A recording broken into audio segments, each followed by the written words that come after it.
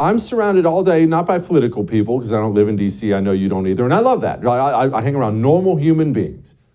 They're mad.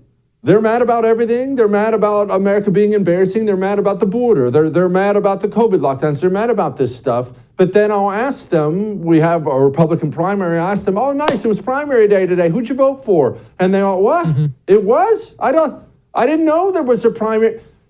It never translates to action. Why doesn't the right's anger translate into action? The communists, to their credit, they take their anger and they have a purpose for it. We don't. Why?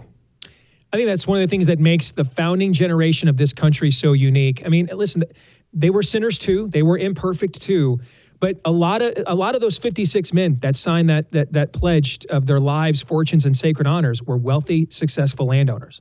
And they understood that this divorce was going to be fought out on their fields. It would be their sons that would be dying in this. And the willingness to forego their comfort for principle, that is unique. And I think that's what we're not willing to do yet.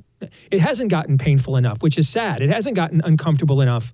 There was a situation in Idaho recently, though, that I want to give you some encouragement that I think is a great example of what we're talking about. Some churches got together in Idaho and decided we weren't doing drag queen storytime hour here. And so what they did is they got there 30 minutes before the event opened and took and occupied every seat before the children, the woke Karen moms showed up with their kids. And the woke Karen mom showed up and had to stand in the back because there were no chairs. And so once the show was about to begin and the room was full, one of the pastors went over to the bureaucrat that runs the library and said, hey, we're over the fire code here.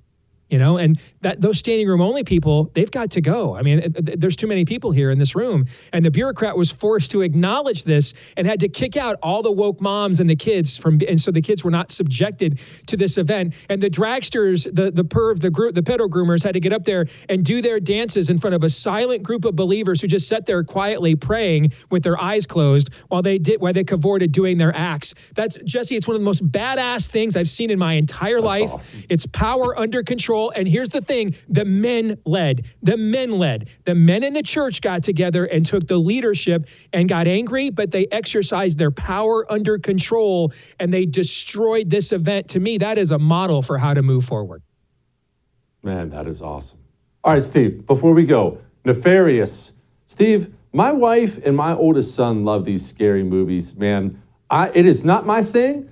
I actually am halfway through it. I started it last night. I didn't have time to finish it. It's a long story. Why did you tell me to watch this? This is scary. Wait till you get to the end.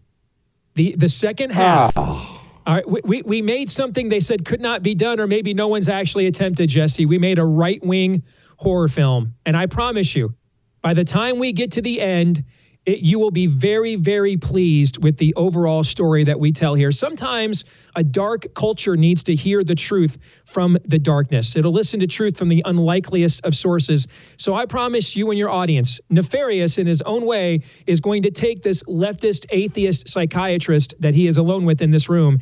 He is going to take him to church and absolutely wreck him. I like to say that Nefarious will scare the hell out of them and entertain the hell out of us. We're going to enjoy watching this guy get wrecked.